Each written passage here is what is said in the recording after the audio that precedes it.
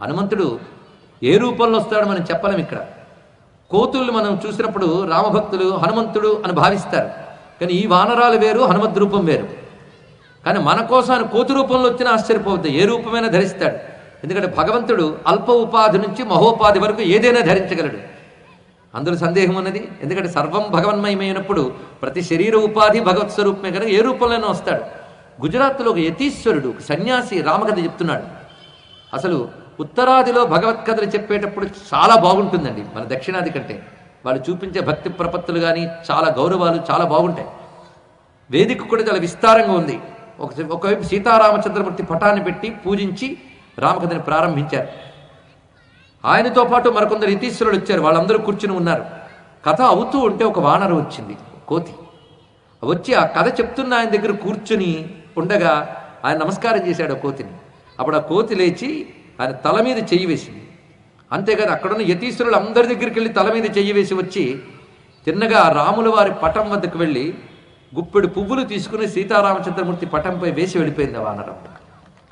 ఇది కొన్నేళ్ల క్రితం గుజరాత్లో జరిగితే కొద్ది రోజుల క్రితం నైమిషారణ్యంలో జరిగింది ఇదే అంశం. చూడండి, ప్రస్తుతం కలియుగంలో అనేక రకాల మానసిక రుగ్మతలు పెరిగిపోయినటువంటి రోజుల్లో, అనాచార దురాచారాల వల్ల కొత్త కొత్త రోగాలు వ్యాపించిపోతున్నటువంటి రోజుల్లో, పరస్పరం మనిషికి మనిషి పడక తీవ్రవాద ఉగ్రవాదాలు పెరిగిపోతూ ధర్మ వ్యతిరేక శక్తులు పెరిగిపోతున్న రోజుల్లో అన్నిటికీ మందొక్కటే, అది రామకథ.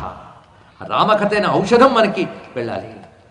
అందుకే భక్త రామదాసు మొదలుకున్న ఎందరెందరో మహాత్ములు ఆ రామకథ అనే ఔషధాన్ని పానం చేసి వాళ్ళు ధరించారు, మనకి అది మార్గంగా చూపించారు.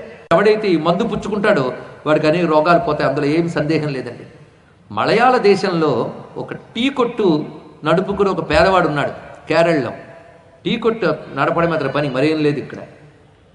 అలాంటి వాడి వద్దకు ఉత్తరాది నుంచి ఒక మహాత్ముడు వచ్చాడు, నార్త్ నుంచి వచ్చినవాడు. అక్కడ టీ తాగాడు.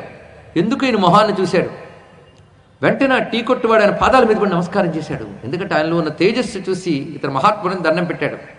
ఆయనకి ఎంత మనసు కరిగిందంటే కూర్చోవయ్యా అని చెప్పి రామనామాన్ని మంత్రంగా ఉపదేశం చేశాడు.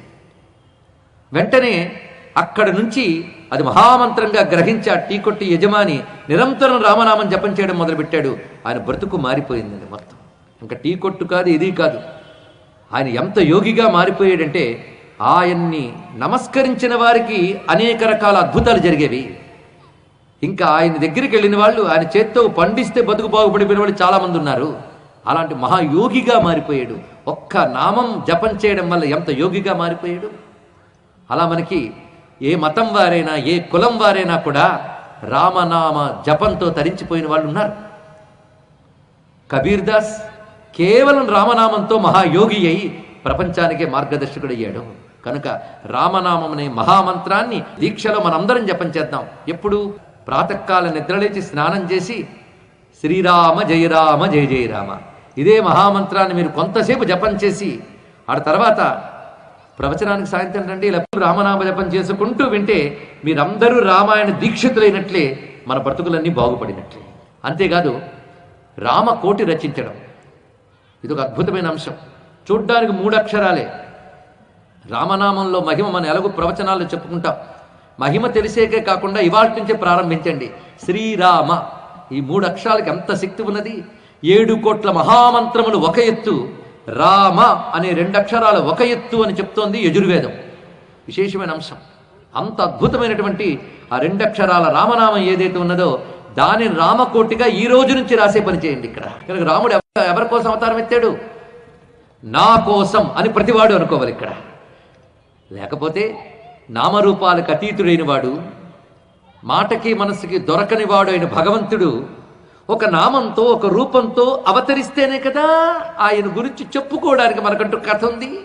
కనుక ఏ కథ లేనివాడు మన కోసం అవతరించి ఒక కథని సృష్టించాడు.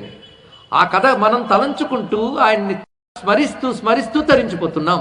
కనుక రామావతారం మన కోసం కాదు, నా కోసం అని ఎవడికి వాడు అనుకుంటే చాలు తరించిపోతారు. ఇక్కడ శతరాగరత్న మాలికచే కీర్తించే త్యాగరాజుని బురచుటక ఎవరికై అవతారమెత్తితువో రామయ్య. నీ అవతారం ఎంత గొప్పది అంటే వేదవర్ణనీయమవు నామముతో విధిరుద్రాదులకు మేల్మియగు రూపముతో మోద సదనమగు పటుచరితముతో మునిరాజవేషియో త్యాగరాజనుత ఎవరికై అవతారమెత్తితివు. 3 మాటల్లో మొత్తం రాముడిని చెప్పేశాడు త్యాగరాజ స్వామి వారు. చూడండి ఇక్కడ 3 మాటల్లో రాముడు అంటే ఏంటో చెప్పాడు. మొదట చెప్పింది ఏమిటో పరిశీలించండి. వేద వర్ణ నియమము నామముతో. రాముడు ఎలా అవతరించాడు? వేదములు కూడా వర్ణించినటువంటి నామంతో అవతరించాడు. ఏంటా నామం? శ్రీరామ. వేదవర్ణనీయమము నామముతో. అది ఒకటి. తర్వాత విధిరుద్రాదులకు మేల్మియగు రూపముతో. నామం అంత గొప్పదండి. వేదముల్లో వర్ణింపబడిన నామం.